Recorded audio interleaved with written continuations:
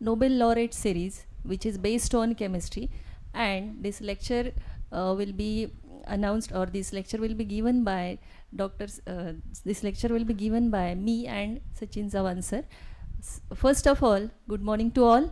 This today's lecture is based on Nobel Prize that is given in this academic year 2024, and this award, what is the history behind this award, or why this award is given, or what is the purpose of this award.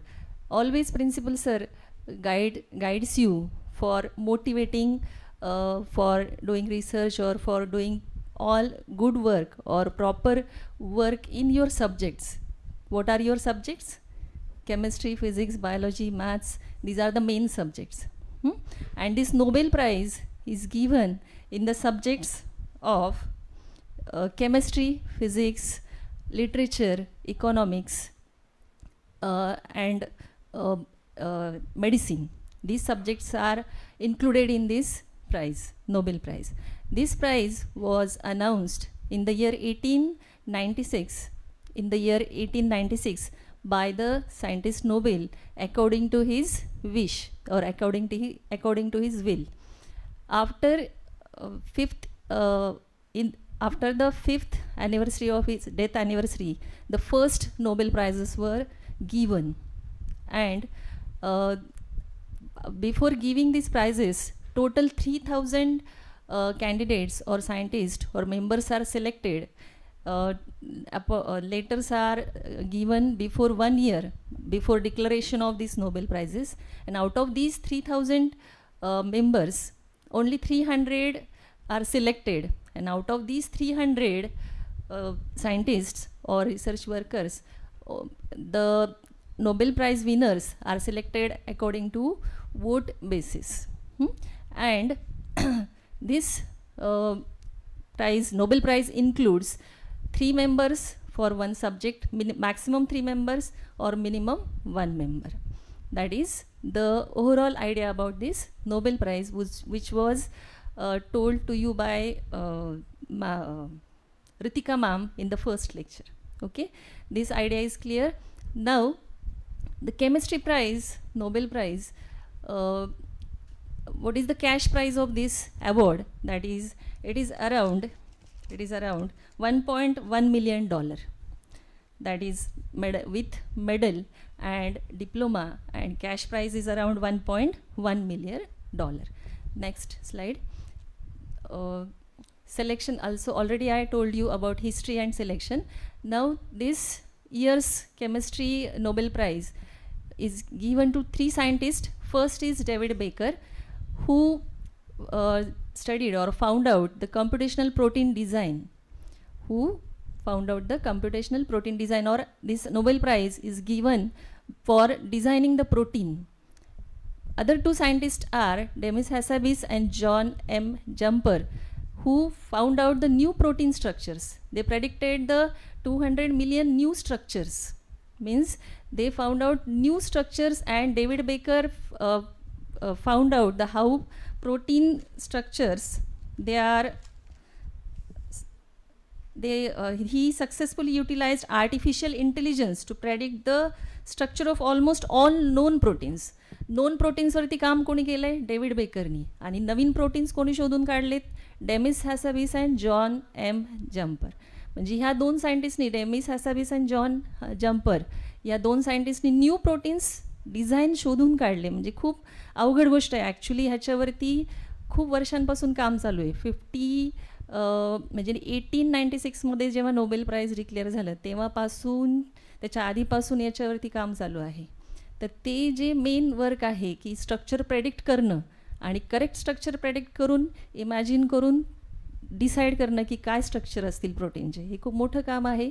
म्हणून ह्या तिन्ही सायंटिस्टला मिळून यावर्षीचं केमिस्ट्रीमधलं Nobel price declare झालेलं आहे. Now this all is related to chemistry, biology, physics, and artificial intelligence is connected with these 3 subjects, and also biochemistry is also included in this. So biotech department HOD Sachin Sawan sir will explain more details about this chemistry Nobel Prize. I hand over all the things. Next PPT to Sachin Sawan sir. Thank you sir.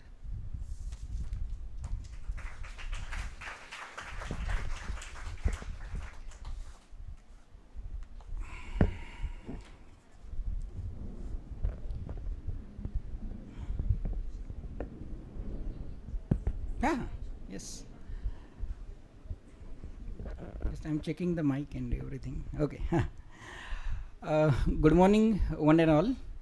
I am delighted to be here to deliver the lecture on Chemistry Nobel Prize. Madam, go to previous slide. Okay. Or previous. Yes, this. So, we'll start right it from. I will use the bilingual things. म्हणजे मी दोन्ही लँग्वेजमध्ये use करतो कारण की इथे माझ्यासमोर जो mob आहेत तर तो ज्युनियर सायन्सचा आहेत आणि FY BSc बायोटेक्नॉलॉजीचे विद्यार्थी इथे आहेत. तर पहिली गोष्ट म्हणजे मी ह्या लेक्चर सिरीजमध्ये आपले respected principal doctor KG Kanade sir यांचं स्वागत करतो. And thanks sir for organising such wonderful series right to aware why the Nobel Prize is given right to the scientists or for the invention, what is the criterion to select the Nobel laureates, everything. So my colleague Professor Baravkar Yogita madam, she initially highlighted the introductory part of the Nobel Prize. Alfred Nobel, you might be knowing, he is the father of dynamite. Second thing, on 1 to 2 points I will add and then I will go ahead right with the main content of the Nobel Prize. The Alfred Nobel, Swedish royal community, and Alfred Nobel had more than 400 patents on his credit. So now we are recognizing the value. When we are getting a one patent right in the research, so it will be the lifelong things. म्हणजे एक पॅटेंट जरी आपल्याला मिळालं तरी पण आपलं पूर्ण आयुष्य त्याच्यावरती जाऊ शकतं इतकं पोटेन्शियल एका पॅटेंटमध्ये, रिसर्चमध्ये, इन्व्हेन्शनमध्ये, इनोव्हेशनमध्ये आहेत. तर दुसरी गोष्ट मॅडमनी सांगितलं की याची प्राईस जी आहे ती $1.1 मिलियन म्हणजेच 11 मिलियन क्रोन, त्यांची करन्सी आहे क्रोन. तर जवळजवळ ते 9 कोटीच्या पण वरती त्याची अमाऊंट आहेत आणि the emblem of the Alfred Nobel and the certificate will be awarded right on every 10th December on the eve of the Alfred Nobel death anniversary. The Nobel prize of chemistry 2024 हा खूप मोठा वेगळ्या पद्धतीचा एक breakthrough आहे because my field is biochemistry and I am very glad की बायोकेमिस्ट्रीचाच माणूस इथे ज्याला 50% नोबेल प्राईजचं कॉन्ट्रीब्युशन मिळालेले आहे ते म्हणजे आपले डेव्हिड बेकर.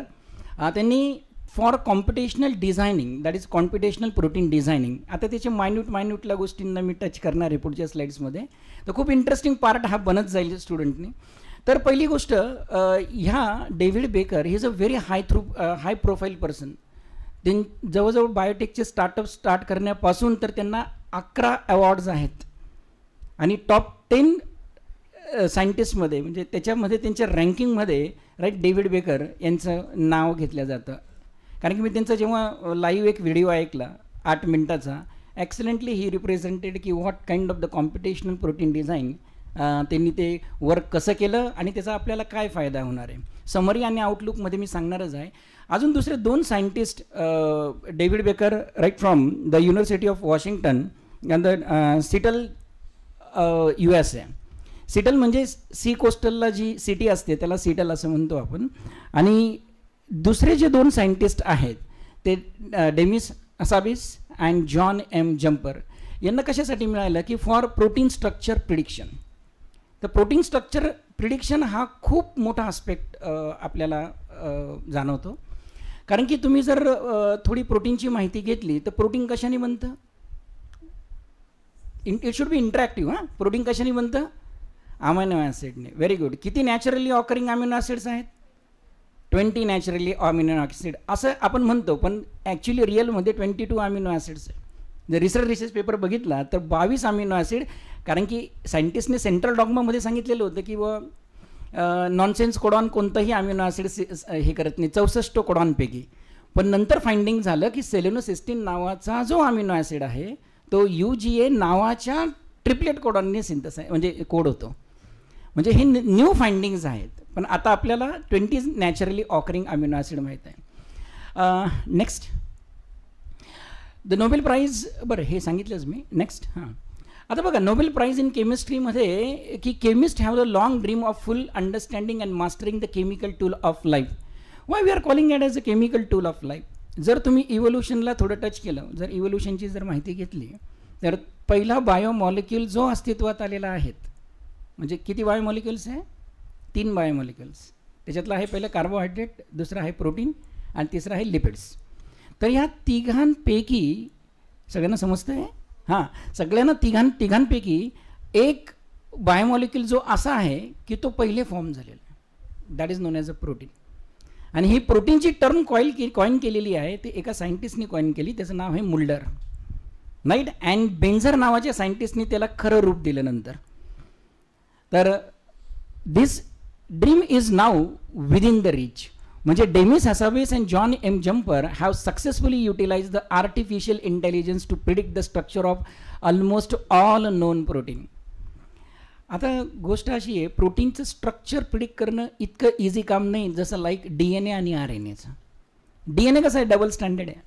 आणि डबल स्टँडर्ड म्हणजे त्याच्यात सगळे न्यूक्लिओटाइड्स आपण इझिली 3 मेथडनी त्याला सिक्वेन्स करू शकतो.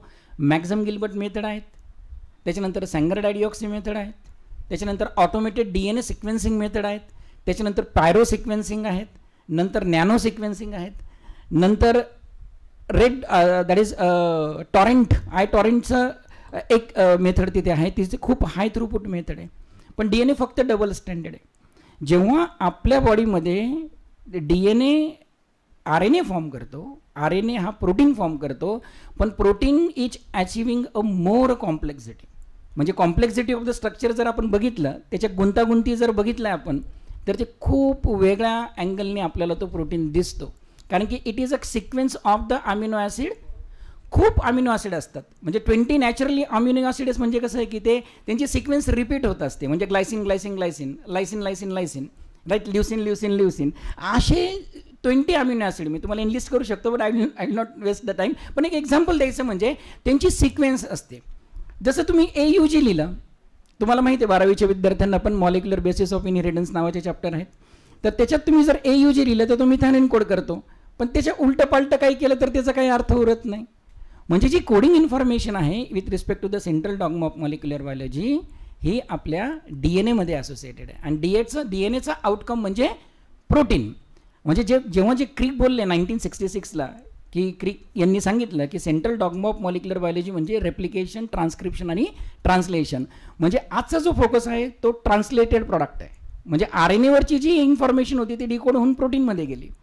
पण ह्या प्रोटीनचं स्ट्रक्चर प्रिडिक्ट करणं हे खूप चॅलेंजिंग आस्पेक्ट होतं. मी पुढे एक सांगेल अजून कसं काय झालं.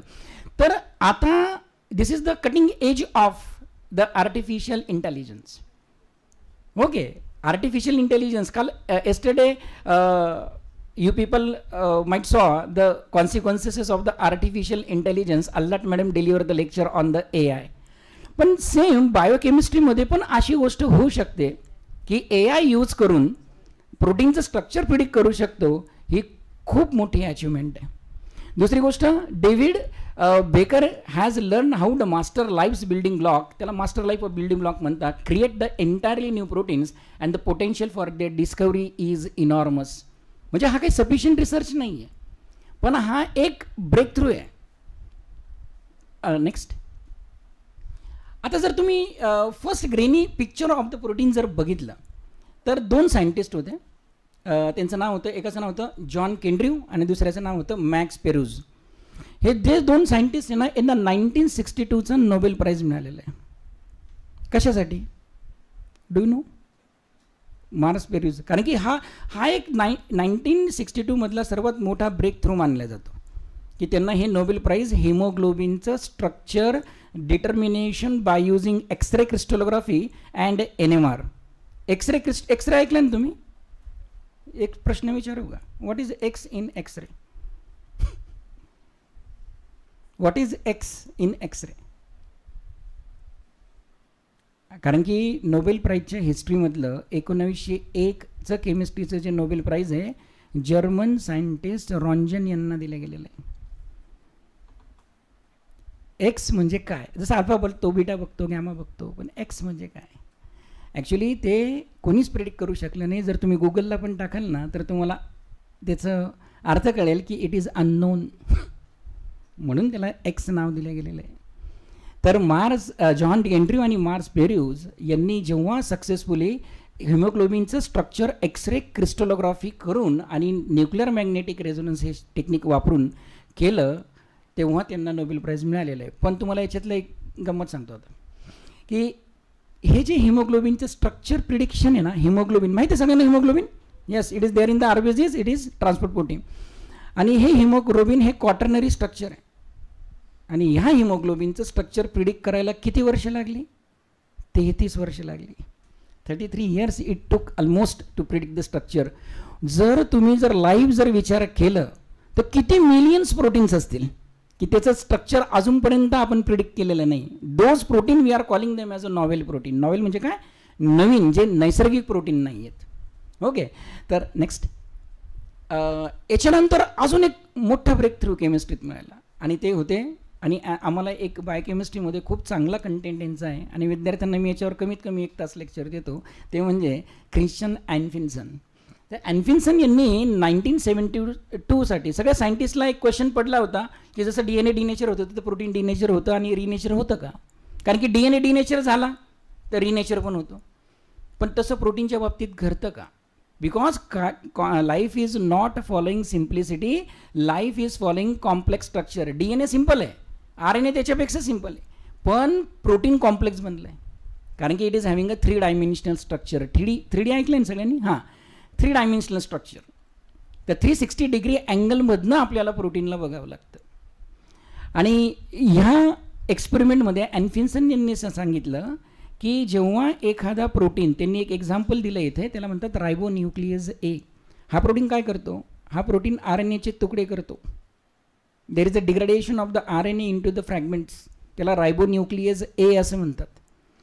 मग त्यांनी हा प्रोटीन घेतला, नंतर मर्कॅप्टो इथेनॉल यूज केलं, पहिले डिनेचर केलं युरियाने, नंतर बीटा मर्कॅप्टो इथेनॉल यूज केलं, परत डायसल्फाईड बॉन्ड तुटला, मग काही कंडिशन्स प्रोव्हाइड करून त्याला त्या प्रोटीनला परत डिनॅचरेशन झालं, सल्फाईड बॉन्ड म्हणजे डायसल्फाईड लिंकेज फॉर्म झाला आणि तो प्रोटीन तसाच्या तसा बनला. याचा अर्थ काय झाला की प्रोटीनचे जे अमिनो ॲसिड्स आहेत की ते एकमेकांशी काय करतात, इंटरॅक्शन्स करतात. आणि तुम्हाला माहिती आहे इंटरॅक्शनसाठी नॉन कोव्हॅलंट आणि कोव्हॅलंट या 2 टाईपचे इंटरॅक्शन्स होत असतात. केमिस्ट्रीच्या विद्यार्थ्यांना मॅडम शिकवत असतील सगळे इंटरॅक्शन, त्याच्यात जाणार नाही मी. पण 1962मध्ये Anfinsen proved the sequence of amino acid in itself, determine the way of the chain fold itself and that no additional genetic information is require this process.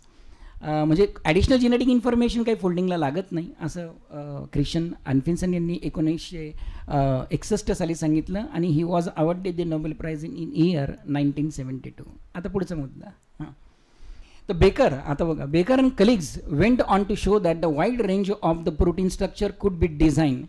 म्हणजे डेव्हिड बेकर यांचं contribution काय, त्यांच्या टीमचं, त्यांच्या ग्रुपचं म्हणजे त्यांच्या ग्रुपमध्ये 23 माणसं होती आणि त्यांचं कॉन्ट्रीब्युशन काय आहे की त्यांनी जे नॅचरल प्रोटीन नाही आहे, जे निसर्गात आढळत नाही, अशा प्रोटीनचं designing bye using the Rosetta नावाचं सॉफ्टवेअरने केलं. ओके, आता याच्यात 2 सॉफ्टवेअर येणार आहे, प्रोटीन डिझायनिंगसाठी रोझेटा सॉफ्टवेअर आणि 3 डायमेन्शनल स्ट्रक्चर प्रिडिक्शनसाठी अल्फा फोल्ड 2 नावाचं सॉफ्टवेअर येणार आहे. तर while protein design was initially just focus on the designing structure, more recent work has aim to design the advance protein function. जर तुम्हाला प्रोटीनचं स्ट्रक्चर, बरं ठीक आहे, प्रोटीनचं स्ट्रक्चर का काढायचं, कारण की जोपर्यंत तुम्हाला प्रोटीनचं स्ट्रक्चर माहीत नाही, कन्फर्मेशन माहीत नाही, तोपर्यंत त्याच्यातली असणारी कॉम्प्लेक्सिटी ऑफ द रिॲक्शन ती आपल्याला कळत नाही. सगळ्यांनी एन्झाईम्स ऐकलं, enzymes, yes, enzyme is biological catalyst and all enzymes are protein, but all proteins are not enzyme. Insulin protein आहे पण एन्झाईम नाही आहे, हिमोग्लोबिन प्रोटीन आहे, एन्झाईम नाही आहे, आणि एन्झाईमचं नाव ASE सफिक्सने एंड होतं, हेक्झोकायनेज, डिहायड्रोजनेज. बघा तुम्हाला आहेत सगळे पाथवेज. तर दिस still poses a major challenge in terms of understanding protein dynamics, structural transition, allostery, catalytic effect, so forth, and is thus the area of the active research. म्हणजे प्रोटीनच्या बाबतीत काय काय घटना होता येते, काय काय आपण प्रिडिक्शन करू शकतो ह्या प्रोटीनचं. तर प्रोटीनचं ॲडव्हान्स फंक्शनिंग आपण कसं करू शकतो. एखादा नॅचरल प्रोटीन आहे तर डेव्हलप अँड डिझाईन प्रोटीन त्याच्यापेक्षा इफेक्टिव्ह कसा आपण बनवू शकतो. या अनुषंगाने डेव्हिड बेकर यांनी आर्टिफिशियल इंटेलिजन्सचा यूज करून रोझेटा सॉफ्टवेअरने एक अमिनो ॲसिडचा सिक्वेन्स घेऊन प्रोटीन डिझाईन केलेलं आहे, which is not naturally occurring protein, त्यांच्या टीमने पूर्ण. नेक्स्ट 2008 साठी बघा हे काही आत्ता बेकर यांना नोबेल प्राईज दिलं, नो डाऊट 50% शेअर त्यांना मिळाला, पण ही आत्ताची डिस्कवरी नाही आहे. ही 2008 म्हणजे Baker and co workers reported the first atoms at de novo enzyme design or design the novel enzyme that catalyze the reaction for which no naturally occurring enzyme exist. म्हणजे त्यांनी असा प्रोटीन तेव्हा पण develop केलेला होता in advancement की 2008 साली design केलेला होता, आणि that we are calling it as a novel protein or the novel enzyme. आणि although the de novo design enzyme showed increase in the catalytic activity. म्हणजे त्यांनी दोन एन्झाईम्सला कम्पेअर केलं, तोच एन्झाईम नॅचरली ऑकरिंग, आणि त्यांनी काही वेळेस त्याच अनुषंगाने अमिनो ॲसिडची सिक्वेन्स चेंज करून एन्झाईम्स बनवलेला. दोघींना कम्पेअर केलं तर जो डिझाईन प्रोटीन आहे ना त्याच्यात त्यांना जास्त कॅटॅलिटिक ॲक्टिव्हिटी सापडली. म्हणजे कॅटॅलिटिक ॲक्टिव्हिटी म्हणजे काय होतो की सबस्टेटवर एन्झाईम ॲक्ट होतो आणि what will happen, it is getting converted into product. So however the designer enzyme could be markedly improved. आता पण त्याच्यात इम्प्रोव्हायझेशनची गरज पडली. It is improved by round of the experimental directed evolution, आणि हे इम्प्रोव्हायझेशन फ्रान्सिस आर्नॉल्ड यांनी केलं, आणि या फ्रान्सिस आर्नॉल्ड यांना 2018चं नोबेल प्राईज याच्यासाठी मिळालेलं आहे. Next, in area of computational design of function immediately delivered impressive result was ligand binding protein. कुणी ऐकलंय का शब्द लिगँड बाइंडिंग प्रोटीन? नाही ऐकलाय. बरं, अजून सिंपल करतो. हिमोग्लोबिन माहिती आहे? येस, हिमोग्लोबिन काय आहे? प्रोटीन आहे, राईट. हिमोग्लोबिनला कोण बाइंड होतं? येस, ऑक्सिजन बाइंड होतं. आणि ऑक्सिजन जेव्हा बाइंड होतं तर ऑक्सिजनला तिथे लिगँड म्हणतो आपण. This is called as a protein ligand interaction. आणि ऑक्सिजन हा जो बाइंड होतोय तो आयरन मॉइटीला बाइंड होतोय, कारण की हिमोग्लोबिनमध्ये काय असतं? आयरन असतं, दॅट इज Fe असतं, Fe2+. ओके, तर दुसरी गोष्ट, Baker and work that is coworker could design the protein structure that bind steroid with high affinity and सिलेक्टिव्हिटी.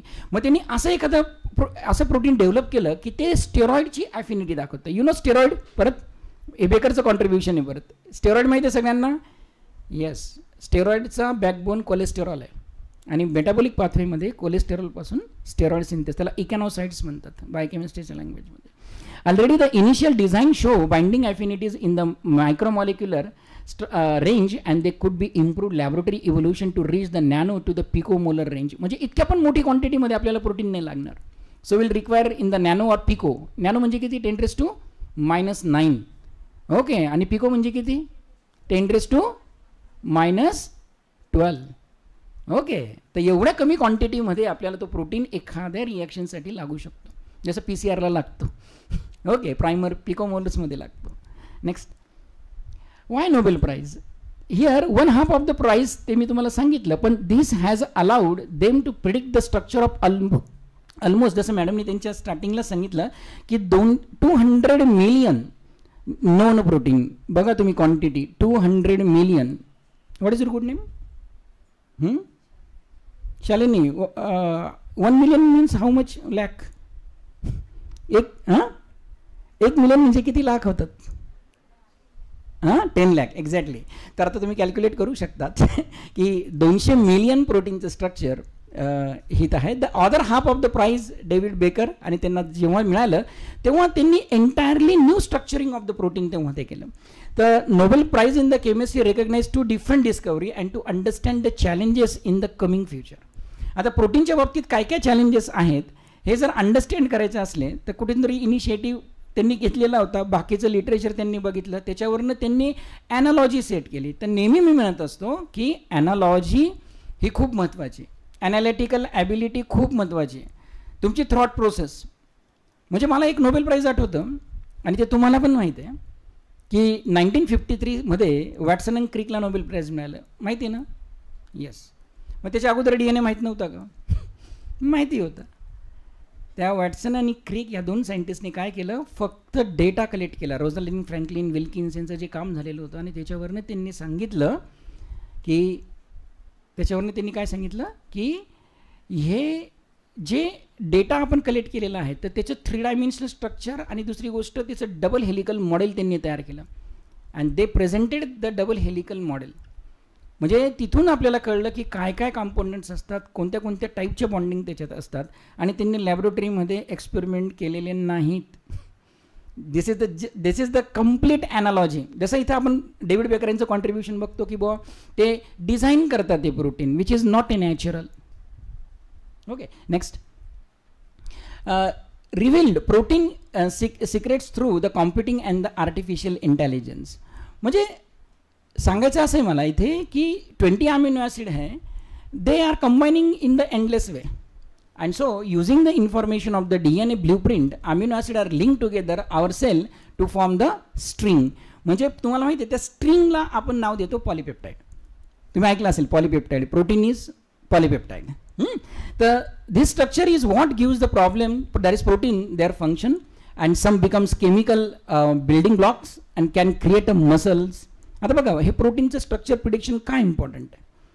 तर दुसरी गोष्ट म्हणजे तुम्हाला माहिती आहे की आपली बॉडी ही ऑर्गॅनिक बॉडी आहे. Is it?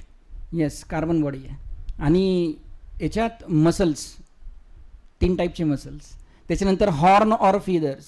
हॉर्न म्हणजे कॅटलचे हॉर्न, फीदर्स म्हणजे पक्ष्यांचे पंख.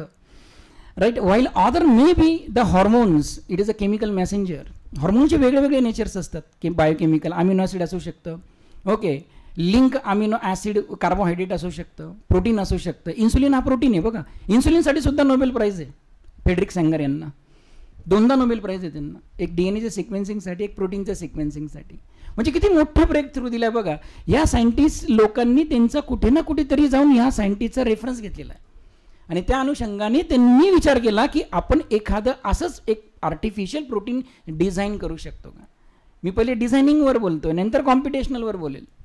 ओके, म्हणजे अल्फा फोल्ड यूज करून यांनी काय केलं, जम्पर आणि हॅरामिस यांनी काय केलं, तर many of them from enzymes which derive the live chemical reaction, right, and precise, that is they are very precise.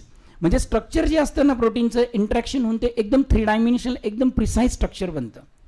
Next. आता याच्यात एक दुसरी गोष्ट आहे, that is an unexpected win for the Demis Hassabis and Jumper AI model. याच्यामध्ये मला असं सांगायचं, याच्यात एक खूप महत्त्वाची गोष्ट येते, दॅट इज प्रोटीन स्ट्रक्चर डिटर्मिनेशनसाठी. याच्यापूर्वी कोणी प्रोटीन असे कॉम्प्युटरने डिटर्मिन केले नव्हते का? केले होते. पण त्याच्यात एक आस्पेक्ट येतो, तो म्हणजे AI मॉडेलचा, आणि त्याचं नाव आहे CASP. बघा हे खूप महत्त्वाचं आहे. That is called as the CASP. त्याला कॅप्स पहिलं व्हर्जन होतं कॅप्स 11, दुसरं होतं कॅप्स 12 आणि आत्ताचं आहे दॅट इज अल्फा फोल्ड 2. ज्याच्यावरती खरं त्यांचं काम आहे आत्ताचं.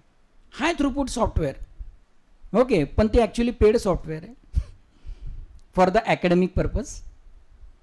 अँड दुसरी गोष्ट, it is achieve in the बघा की CASP आपण वापरत होतो, critical assessment of protein structure prediction. म्हणजे जे प्रोटीन आहे त्याचं स्ट्रक्चर प्रिडिक्ट करण्यासाठी हे सॉफ्टवेअर यूज केलं जायचं. त्याला कॅप्स असं नाव दिलेलं आहे. पण ह्या कॅप्सची ॲबिलिटी काय होती की with their AI model AlphaFold Hassabis team reach almost 60% protein structure 3 dimensional structure prediction. 3 dimensional structure prediction हे 60% पोहोचलं. पहिले फक्त 21% होतं. नंतर परत त्याच्यात मॉडिफिकेशन करून त्यांनी the prediction to have the accuracy. मग त्याच्यात ॲक्युरेसीमध्ये 90% when compare to the target structure. जे टार्गेट स्ट्रक्चर आहे आणि जे एक प्रोटीन आहे, पण ते प्रोटीन कोणामध्ये एक say for example there is a 1A protein आणि यांचं डिझाईन B प्रोटीन आहे, right. Artificial intelligence tool use करून त्यांनी ते प्रोटीनचे 3 डायमेन्शनल स्ट्रक्चर काढलं, तर ते 3 डायमेन्शनल स्ट्रक्चर अल्फा फोल्डमधून कोणाशी सिमिलॅरिटी दाखवतं. There you can also stress the phylogeny among the organism. म्हणजे हा प्रोटीनचा उद्गम कुठून आहे, त्याचे कोणत्या कोणत्या पूर्वीच्या प्रोटीनची सिक्वेन्स कॉमन आहे. ह्या अनुषंगाने त्यांनी तो स्टडी केला आणि त्यांनी जे 3 डायमेन्शनल स्ट्रक्चर प्रिडिक्शन केलं अल्फा 2 फोल्डने, अल्फा फोल्ड 2ने, तर ते 90% विथ ॲक्युरेसी टार्गेट स्ट्रक्चर त्यांचं आलं. म्हणून त्यांचं सिलेक्शन आहे. 21% 40%, 40% 60%. आणि आता आपण प्रोटीन स्ट्रक्चर प्रिडिक्शन जवळजवळ 90% विथ ॲक्युरेसी आपण करू शकतो by using the AI tool. And AlphaFold is AI tool, it's called as artificial intelligence tool. Next. हां, इथे जर तुम्ही बघितलं तर पहिली तर गोष्ट, काल हा टॉपिक जो आहेत ना, म्हणजे याच्यात तुम्हाला दिसणं ब्लड इमेज आहे, पण हे जे एक्सप्लेन केलं आहे काल आपल्या आल्हाट मॅडमने एक्सप्लेन केलं, त्याला म्हणतात आर्टिफिशियल न्यूरल नेटवर्क. आणि आर्टिफिशियल न्यूरल नेटवर्कचा संबंध इथे पण आहे. का? कारण की अल्फा 2 फोल्ड मॉडेलमध्ये त्यांनी प्रोटीन घेतला, त्या प्रोटीनची अमिनो ॲसिड सिक्वेन्स त्याच्यात टाकली, त्याच्यात त्याचं न्यूरल म्हणजे त्याच्या 3 सायकल त्यांनी त्या सॉफ्टवेअरमध्ये कंप्लीट केल्या. आणि 3 सायकल कंप्लीट केल्यानंतर हे जे प्रोटीन आहे याचं 3 डायमेन्शनल स्ट्रक्चर कोणत्या 3 dimensional structure of the protein म्हणजे कोणत्या लिनिएजमध्ये ते मॅच होतं आहे. आणि या अनुषंगाने आपल्याला असं कळतं की evolutionary important part among the organism how we can able to preserve. हे कुठे लिहिलेलं आहे? मी सर्व शेवटी एक लिंक दिलेली आहे, तुम्हाला डिटेलमध्ये काय वाचायचं त्याची एक लिंक दिलेली आहे मी शेवटी. 17 पानाची PDF येते या कंप्लीट. हां, नेक्स्ट. तर मग हा जो रिसर्च केला गेला की artificial designing of the protein, right, computational structure 3 dimensional structure determination by using alpha fold 2, पहिला रोझेटा सॉफ्टवेअरने. तर ठीक आहे, त्यांनी सगळ्या गोष्टी केल्या, मी थोडं हायलाईट दिलेलं आहे. पण आता ह्या रिसर्चचं ॲप्लिकेशन काय? कारण की नोबेल प्राईज हे एका बेसिसवर दिलं जातं सायन्समध्ये, कोणत्या ह्याच्यामध्ये जेवढे कॅटेगरीज आहेत तेवढ्यात. तर त्याचा आउटकम काय, and whether this research is useful to the mankind or for the society welfare. म्हणजे समाजाभिमुख जर आपलं संशोधन आहेत आणि ते येणाऱ्या काळामध्ये या पूर्ण सायंटिस्ट कम्युनिटी असेल, स्टुडंट कम्युनिटी असेल किंवा देशाची डेव्हलपमेंटसाठी असतील, तर या अनुषंगाने हे नोबेल प्राईजचं स्क्रीनिंग क्रायटेरिया आहे. म्हणजे आपण असं नाही की रिसर्च पेपर दिला, right, millions of research paper will get, पण त्या रिसर्च पेपरचा इम्पॅक्ट फॅक्टर कोणत्या जर्नलमध्ये आला, त्याचा आउटकम काय, म्हणजे हे स्क्रीनिंग तसं पाहिलं तर एवढं सोपं नाही आहे. तर स्वीडिश कम्युनिटीकडे तुम्हाला माहीत आहे की किती पेपर्स सायंटिस्ट लोकांचे येत असतील आणि ते किती इंटेन्सली त्याला स्क्रुटिनाइज करत असतील, स्क्रीनिंग करत असतील. हां, आता ॲप्लिकेशन ऑफ द रिसर्चमध्ये जेव्हा आपण बघतो, the design protein can neutralise the pandemic virus. आता बघा, आता एकदम भारी गोष्ट आहे, कोरोना पॅन्डेमिकमध्ये आपण सगळे ठीक आहे वॅक्सिन डेव्हलप केलं, सगळ्या गोष्टी केल्या, पण आपण असा एखादा डिझाईन प्रोटीन डेव्हलप करू शकतो का की जो येणाऱ्या पॅन्डेमिक व्हायरसमध्ये किंवा असलेल्या व्हायरसेसचं मल्टिप्लिकेशन ब्लॉक करू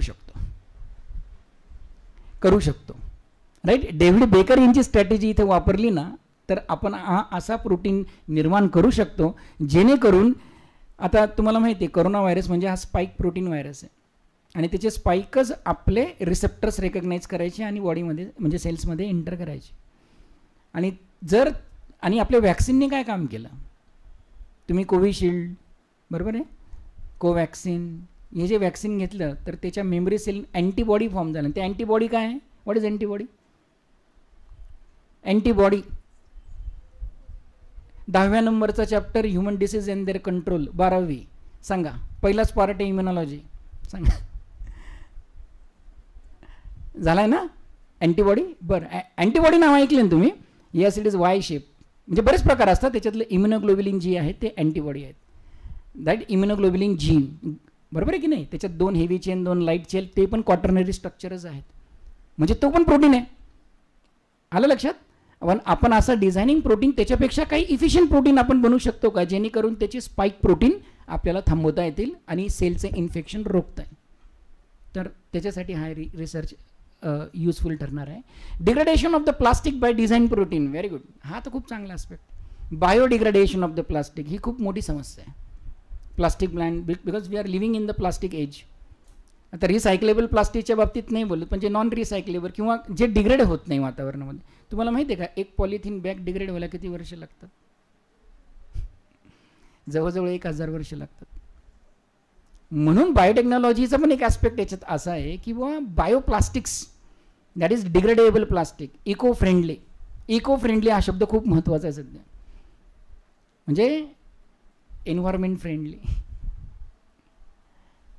and degradation of the plastic by design protein, म्हणजे आपण असा एक प्रोटीन घेतला आणि त्या प्लास्टिकवरती जर आपण डिझाईन करून तो प्रोटीन बनवला लॅबमध्ये आणि जर तो अप्लाय केला, तर डेव्हिड बेकर यांचं स्टेटमेंट आहे की that protein will degrade the plastic.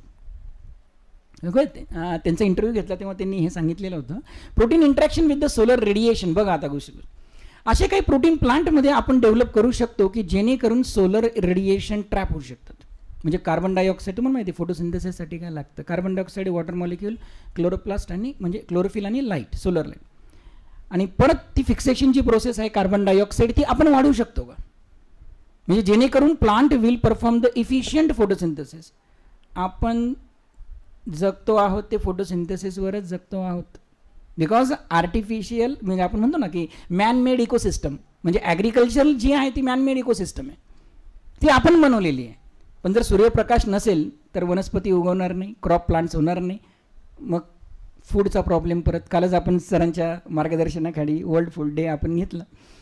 तर सांगायचं मला असं आहे की फोटोसिंथेसिसचा रेट वाढवू शकतो. वॅक्सिन डेव्हलपमेंट स्टार्टिंगला सांगितलं.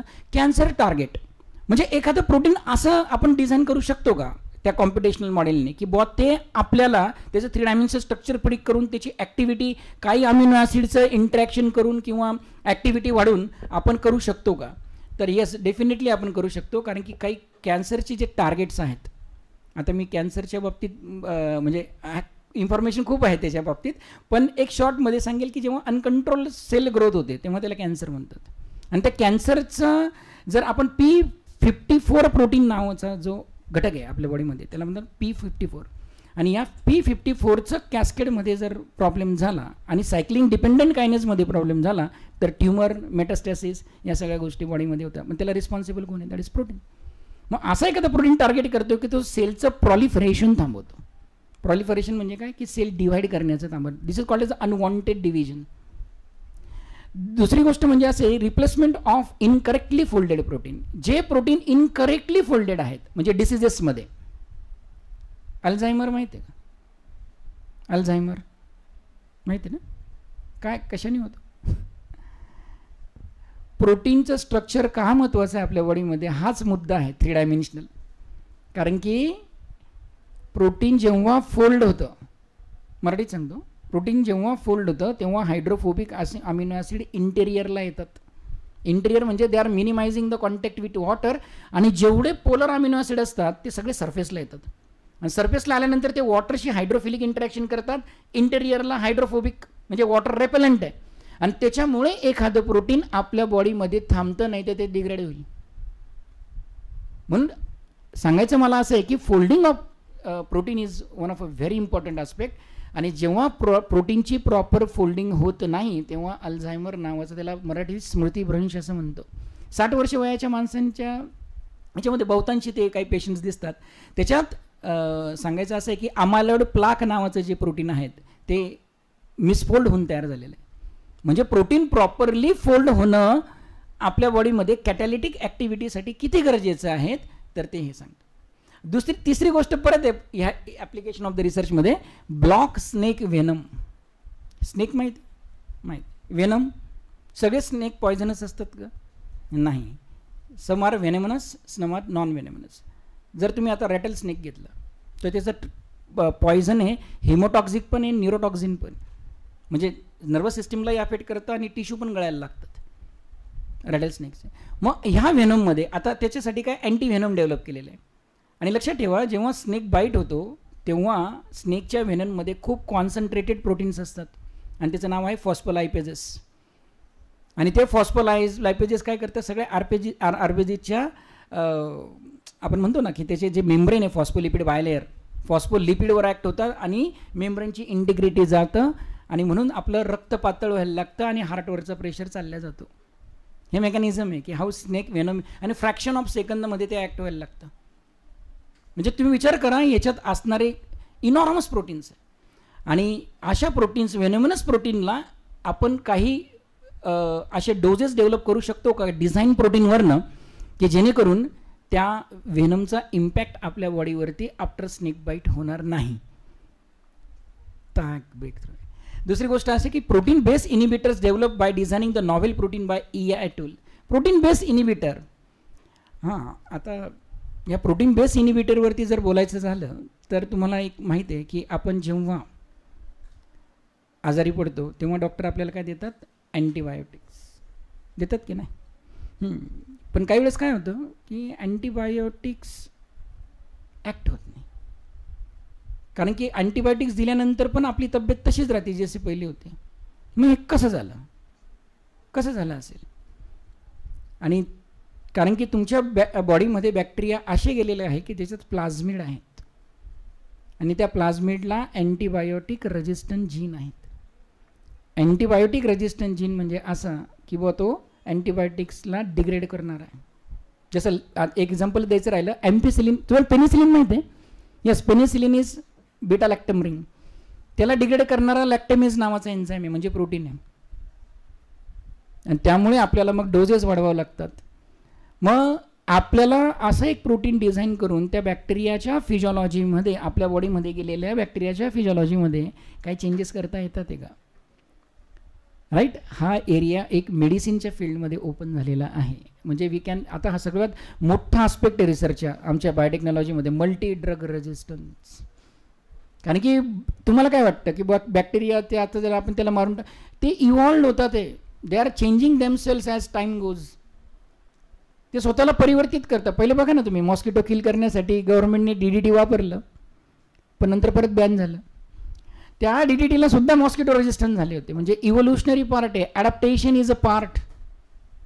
Next summary. आता लास्ट पॉईंटकडे आपण वरणार आहोत, त्याच्यात आहे समरी आणि दॅट इज आउटलुक.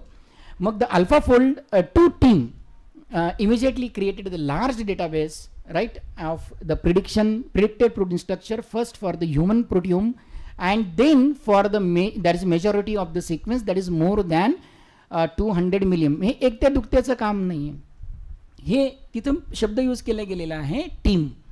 हे पूर्ण AlphaFoldची टीमचं वर्क आहे. पण इनिशिएशन आणि जे तुम्ही डेमिस हसाबिस म्हणतात ना, हे डायरेक्टर आहे कशाचे, गुगल डीप माइंडचे, युनायटेड किंगडम. हे 2 UKची माणसं आहे, राईट, UK लंडन. आणि पहिला जे आहे डेव्हिड बेकर, ते आपले USAचे. आणि दिस मीन्स दॅट ऑलमोस्ट, आता याच्यात आपण म्हणतो that is called as a UniProt. UniProt म्हणजे काय, युनिव्हर्सल प्रोटीन रिसोर्स डेटाबेस. आता सगळ्या सायंटिस्टचा रिसर्च करून येणारे प्रोटीन्स नॉवेल डिझाईन करून एक डेटाबेस तयार होत असतो, आणि तो डेटाबेसचा वापर आपण येणाऱ्या काळामध्ये अप्लाइड पार्टमध्ये, म्हणजे मेडिसिनच्या फील्डमध्ये, बायोटेक्नॉलॉजी फील्डमध्ये, बायोकेमिस्ट्रीच्या फील्ड कसं वापरू शकतो. तर this means that almost overnight we got the access to order the magnitude for more structural information, and the protein design field has reach a stage where the some of the most exciting areas research are biomedical applications, and such as vaccines, protein based inhibitors, application in the synthetic biology. Next, and the progress described above would not have been possible, of course, without the efforts from the structural biologist in providing all experimentally determined structure that have gone into the protein data bank. जर PubMed तुम्ही बघितलं किंवा आमचे बायोइन्फॉर्मॅटिक्सचे जर tool बघितले, तुम्हाला बायोइन्फॉर्मॅटिक्स कदाचित माहीत असेल या विद्यार्थ्यांना 12वीच्या. ऐकले का बायोइन्फॉर्मॅटिक्स? नाही ना? त्याला म्हणतात बायोलॉजी प्लस कॉम्प्युटर. म्हणजे आपण बायोलॉजीमध्ये कॉम्प्युटरचा, जेव्हा तुमच्याकडे डेटा, आज वॅक्सिन का डेव्हलप झालं, डेटाबेस तयार झाला, त्याच्यामुळे आपल्याला कळलं की कोणत्या जीनमध्ये म्युटेशन आणि कोणत्या जीन आपण हे करायला पाहिजे, मॉडिफिकेशन करायला पाहिजे, already modified by the Wuhan, China. मग in summary, the achievement of the David Baker, Demis Hassabis and John Jumper in the field of computational protein design and protein structure prediction are truly profound, and their work has opened up a new era of biochemical and biological research, and where we can now predict and design the protein structure in way that had not been possible before. आता याच्यात एक link दिलेली आहे madam, ती open होईल का link? हां okay म्हणा त्याला. येस, किंवा ते माझ्या फोल्डरमध्ये असेल ना मॅडम, फोल्डरमध्ये दाखवलं. हां हे बघा, ॲक्च्युली ही 17 म्हणजे ॲक्च्युली पाहायला गेलं तर जवळ 14 पानांची डॉक्युमेंटरी, बाकी रेफरन्सेस दिलेले आहे. हे काय कॉम्पिटेशनल, एक minute, computational protein design and protein structure prediction, the Nobel committee right for the chemistry. 17 जाऊ दे वरती. हे बघा, हे जर तुम्ही जाऊ दे, हां हे बघा, या 15 पानामध्ये अख्खं त्यांनी नोबेल प्राईज, जसं मी तुम्हाला हायलाईट्स दिले तसं जर अजून डिटेलमध्ये जर तुम्हाला वाचू इच्छितात तर ही PDF अवेलेबल आहेत, आणि ही 15 पानांची PDF आहेत. याच्यात तुम्हाला आता मी जे एक्सप्लेन केलं ना, ही PDF वाचल्यावर बऱ्याचशा गोष्टी तुम्हाला क्लिअर होतील. पण माझी इच्छा आहे की सगळ्यांनी ती वाचावी, right, as a student of the science. आणि काहीतरी आपण पण असा नवीन अँगलने काहीतरी विद्यार्थ्यांनी विचार करावा येणाऱ्या काळामध्ये, म्हणजे ते कॉम्प्युटर फील्ड असो किंवा बायोलॉजी फील्ड असो किंवा केमिस्ट्री फील्ड असो. आणि नक्कीच प्रत्येकामध्ये काही ना काहीतरी टॅलेंट असतंच, तर त्याला फक्त तुम्ही ते हाईड करू नका, you have to explore it. So with this account I am very thankful, right, to Dr. K.G. Kanade sir, principal of this college, providing me the opportunity to share my views, right, on the Nobel Prize award. And definitely you will get a very good outcome when you are giving a more insight focus on the such kind of the activities. So thank you so much, students, right, and all the best. A great day. Now I am requesting Honorable Principal Dr. K.G. Kanade sir, right, to share his view, right.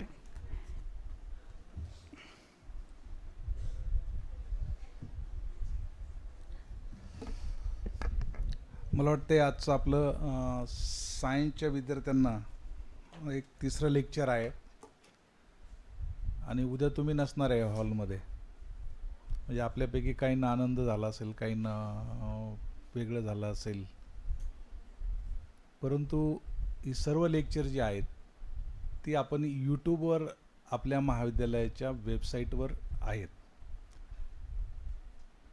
आपल्या सर्व प्राध्यापकांनी जी lectures आता दिलेली, आजचं, कालचं, परवाचं,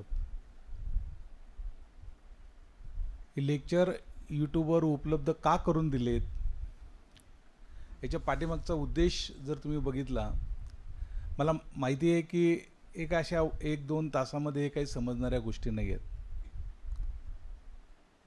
पण यासाठी जर आपण थोडासा वेळ दिला, आपला जे गुगल सर्च इंजिन जे आहे, त्या गुगल सर्च इंजिन्समध्ये आपण बाकीच्याच बऱ्याचशा ज्या गोष्टी आहेत त्या आपण सर्च करत असतो, तर त्याऐवजी अशा प्रकारचे काही सर्चिंग जर आपण केलं तर डेफिनेटली इट विल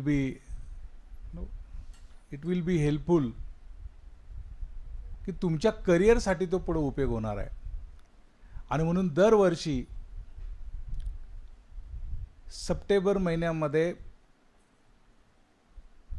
जागतिक स्तरावर काही लोकांनी अशा क्वालिटीचं जे संशोधन केलेलं असतं, त्या संशोधनाचं संकलन केलेलं असतं, त्याचं नॉमेनक्लेचर केलेलं असतं. जसं आपल्याकडे आपण बघतो ना, याला ते आपण फार पटकन बघतो, कुठलं मीडिया आपलं जो आहे, इंटरनेट मीडिया किंवा इंडस्ट्री, फिल्म इंडस्ट्रीचा मीडिया, याला हे नॉमिनेट केलं आहे, त्याला ते अवॉर्ड मिळालं आहे. तसं जगभरातल्या संशोधनापैकी काही संशोधनाची 6-7 जणांची नॉमिनेशन केलेले असतात, आणि ती वर्ल्ड वाईज जे रेकग्नाइज सायंटिस्ट आहेत, वर्ल्ड वाईज ज्या रेकग्नाइज पर्सनॅलिटीज आहेत, त्यांच्याकडे ते येतं. आणि मग त्यांच्याकडनं रेटिंग केल्यानंतर दरवर्षी ऑक्टोबरच्या पहिल्या आठवड्यामध्ये हे नोबेल प्राईज वाटलं जातं. अल्फ्रेड नोबल यांनी 30 डिसेंबर 1896 मध्ये याची तरतूद केली. आम्ही तरतूद कशाची करतो? एक छानपैकी प्लॉट घेतो, एक फ्लॅट घेतो, माझ्या पोराला उपयोगाला येईल, पुरीला येईल, अजून एक प्रॉपर्टी 2-3 एकर घे, 4 एकर घे, 5 एकर घे, थांबत नाही. काही तर मला सगळ्यांना भस्म झालेला असतो. त्यात तर पुढाऱ्यांना तरी झालेला असतो. त्यांना वाटतं पुढच्या 5 पिढ्या नालायक निघणार आहेत. म्हणजे मी परदेशामध्ये काही गोष्टी बघितल्या डेव्हलप कंट्रीजमध्ये. आपल्याकडे साधा पुढारी असतो ग्रामपंचायत लेवलचा, त्याला पण असं वाटतं की नाही आता माझी पुढची पिढी सगळी नालायक निघणार आहे आणि म्हणून जे काय असेल ते घ्या कमवून एकदाच. Everybody is hungry for that. पण अल्फ्रेड नोबेलने त्याची सर्व प्रॉपर्टी त्याच्या विलमध्ये, मृत्यूपत्रामध्ये त्यांनी लिहिलं की माझ्या प्रॉपर्टीच्या ह्या सगळ्या संपत्तीतून दरवर्षी या 5 विषयामध्ये नोबेल प्राईज दिले जावेत जागतिक स्तरावर. ते असं नाही की आता अमेरिकेतलंच कशाला द्यायची, फक्त भारतातले नको, कोरियातलं नको. तुम्ही बघितलं असेल तर कोरियातले एका परवा दिवशी जे आहेत, उद्या परवा तुम्ही नाही आहेत, पण उद्याचं आपण जे अर्थशास्त्राचं जे नोबेल प्राईज ज्याला दिलं आहे त्यासाठी आपण उद्या कॉमर्सची मुलं बोलवलेली आहेत. आणि परवा दिवशी लिटरेचर, इंग्लिश लिटरेचरमध्ये ज्या कोरियन लेडीने काही कविता केल्यात आणि डेफिनेटली वेगळ्या ज्या आहेत त्या लिटरेचरवर तिला नोबेल प्राईज आहे. आणि सगळ्यात शेवटी जागतिक शांततेसाठी जी लोक प्रयत्न करतात, कारण मी सांगितलं की जागतिक शांतता काय तुमच्या आमच्यात नाही, इतकं सुंदर प्लॅनेट आम्हाला दिलेलं आहे. खरं तर या विश्वामध्ये, या गॅलेक्सीमध्ये पृथ्वीसारखं प्लॅनेट हे अजून तरी दुसरीकडे नाही. बऱ्याचशा फिल्म तयार करतात, बऱ्याचशा बोलतात,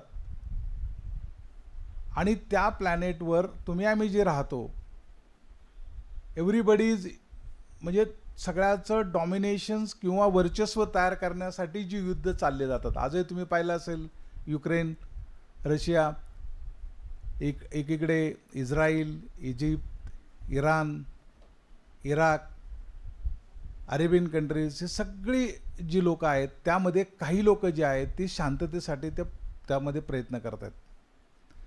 खरं तर आपल्या एका जीवनाच्या याच्यानंतर सुद्धा आपण फार काही, मला वाटते कुठं त्याच्यासाठी फार करत नाही.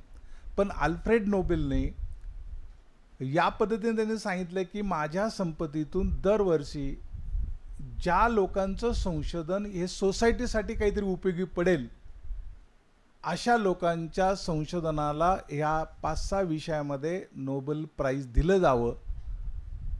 आणि म्हणून सगळ्यात महत्त्वाची जी सायन्समध्ये जर्नल आहेत, एक सायन्स जर्नल म्हणून आहे. सायन्स जर्नल त्याचा इम्पॅक्ट फॅक्टर हे मोर दॅन 45 आहे. इम्पॅक्ट फॅक्टर म्हणजे काय की सायन्स जर्नलमध्ये एखादा पेपर पब्लिश करणे, संशोधन प्रकाशित करणे ही साधी गोष्ट नाही आहे. आपल्याकडे इथे कुठेही अजून इंडियामध्ये सायन्समध्ये कोणी गेलेलं नाही. नेचरमध्ये आपली लोक आहेत, नेचर मटेरियल आहे, सेलमध्ये आहे, जे मेडिसिन अँड बायोलॉजीमध्ये जर्नल आहे. ह्या वेगवेगळ्या सब्जेक्टमधली जी जर्नल असतात त्याच्यामध्ये एखादा पेपर पब्लिश केला तर जागतिक स्तरावरची सगळी दरवाजे आपल्याला ओपन होतात. फक्त थोडासा हटके रिसर्च करायला पाहिजे. आणि हटके रिसर्च करताना पोटार्थी नको. आणि पोटार्थी जर केला तर ते तात्पुरतं नोकरी मिळते, नोकरी मिळाल्यानंतर बाकी काय असेल ते छोकरी मिळते, सगळं छोकरं काय असेल ते सगळ्या गोष्टी मिळतात. आणि ते कुठंतरी मग ते पण सोसायटीसाठी काय उपयोग. म्हणून काही गोष्टी ज्या असतात, मला आठवतं की मला वाटतं एक 1982चं एक सायन्समध्ये पेपर पब्लिश झाला आणि सोलर सेलसाठी झाला. सोलर सेल तयार केले जातात मला वाटतं मी रिसर्च ज्यावेळी 2000 सुरू केला त्यातला तो पहिला पेपर वाईनमॅन म्हणून नावाचा माणूस आहे की त्यांनी जसं सरांनी सांगितलं की मगाशी जे कोऑर्डिनेशन बॉन्ड आहेत ते बॉन्डमध्ये त्यांनी पॉलिमरमधला जर आपण कोऑर्डिनेटेड जो आयटम आहे की ज्याच्यावर लोन पेअर आहे तो जर घेतला तर त्यातलं जे बॉन्डिंग आहे ते सोलर सेलला नॉन करोजिव्ह बॉन्डिंग होऊ शकतं. या पद्धतीने त्यांनी त्या गोष्टीचा शोध केला होता. आणि म्हणून ही जी लिंकेज आहे तर त्या लिंकेज करत असताना मग आम्ही ज्यावेळेस रिसर्चला घेतला तो विषय, म्हणजे एखाद्या माणसाने एक पेपर पब्लिश केला, मगाशी तुम्ही बघितलं असेल बेकरने एक पेपर पब्लिश केला तर जगभरातली लोक त्या रेटिंगला लागतात, अरे याने काय केलं याने काय केलं. आणि ज्याला जे महत्त्वाचं असतं आणि सगळ्यात जागतिक स्तरावरनं त्याच्यावर पुढे मल्टिपल रिसर्च होतो आणि मल्टिपल काही गोष्टी होतात आणि मग नंतर त्यांनी प्रेडिक्ट केलेल्या गोष्टी खऱ्या ठरतात आणि अशा खऱ्या ठरलेल्या गोष्टीच्याच लोकांना संशोधनाचा हा जो मोठा नोबेल पुरस्कार दिला जातो. आणि हा संशोधनाचा नोबेल पुरस्कार तुम्ही आता मला वाटते सगळे याचे आहेत. मगाशी मी मॅडमशी बोलत होतो की ऑर्गॅनिक केमिस्ट्रीमध्ये आपल्याला माहिती आहे SN1 आणि SN2 रिॲक्शन, काय फरक आहे दोन्हीमध्ये? What is the basic difference between SN1 आणि SN2 रिॲक्शन? काय बोल?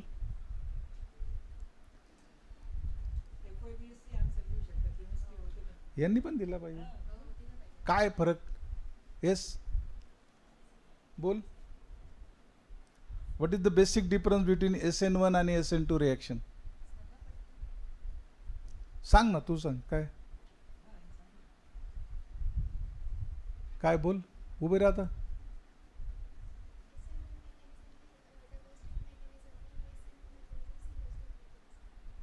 SN1 काय आहे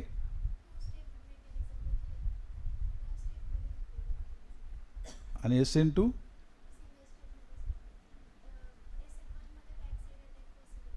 ओके बस. म्हणजे ही ज्यावेळेस कन्सेप्ट त्यांनी मानली ऑर्गॅनिक केमिस्ट्रीमध्ये तर लोकांना ते पटत नव्हतं. की तुम्ही बघितलं असेल SN1 रिॲक्शन्समध्ये जे तुमचं हलाइड आहे त्या हलाइड ॲटमचं लिंकिंग होणं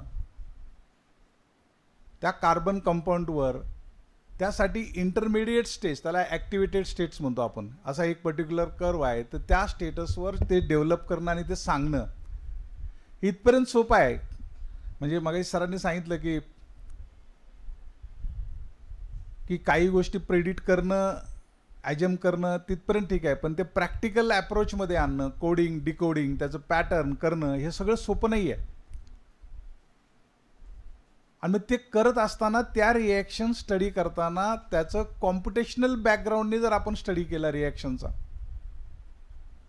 की काय होतं, म्हणजे एका साईडने तुमचा एक जो पर्टिक्युलर अलाइड आयटम आहे, एक तुमचा लिंक करायला बघतो, एक ब्रेक व्हायला पाहतो आणि मग त्या दोघांची एनर्जी वाढते, ॲक्टिवेटेड स्टेटला जातं आणि while coming to the ground state जो प्रॉडक्ट आहे त्या प्रॉडक्टची एनर्जी जी असते ती ग्राउंड स्टेटपेक्षा थोडीशी, म्हणजे पहिल्यापेक्षा तुमचं जो आहे रिॲक्टंटपेक्षा प्रॉडक्टची स्टेबल एनर्जी असते आणि म्हणून आपल्याला प्रॉडक्ट स्टेबल मिळतो. हा SN1 SN2 मधला प्रकार आहे. तसंच प्रत्येक रिॲक्शन आता हे करत असताना पूर्वी एकदम सगळे अंदाजी रिॲक्शन करायचे लोक, आता रिॲक्शन्स करताना लोक मग सरांनी सांगितलं की अल्फा कोड 2 मधलं जसं सॉफ्टवेअर वापरतात, हे जसं प्रोटीन डिझाईनला वापरतात, तसंच केमिस्ट्रीमध्ये कॉम्प्युटेशनल केमिस्ट्रीचा एक भाग आहे की कुठली रिॲक्शन करण्यापूर्वी ती रिॲक्शन अगोदर थिअरॉटिकली केली जाते आणि ती थिअरॉटिकली रिॲक्शन्स केल्यानंतर मग ती रिॲक्शन करायची की नाही, ती होणार आहे की नाही, ती बरोबर आहे की नाही, याचं सगळं पाहिलं जातं. म्हणजे टाटाला वाटलं किंवा एखाद्या फोर्डला वाटलं एक नवीन मला कार डिझाईन करायची, तर कार डिझाईन केल्यानंतर मी त्याची एवढी हाईट ठेवली, एवढी लेथ दिली तर काय परिणाम होईल त्याच्यावर, या समोरून एखादी गाडी त्याच्यामध्ये ॲक्सिडेंट झाला तर कशा प्रकारे होईल, कुठं जाईल, काय जाईल, याचा डेटा अगोदर IT इंडस्ट्रीतल्या लोकांना कलेक्ट करायला सांगतात.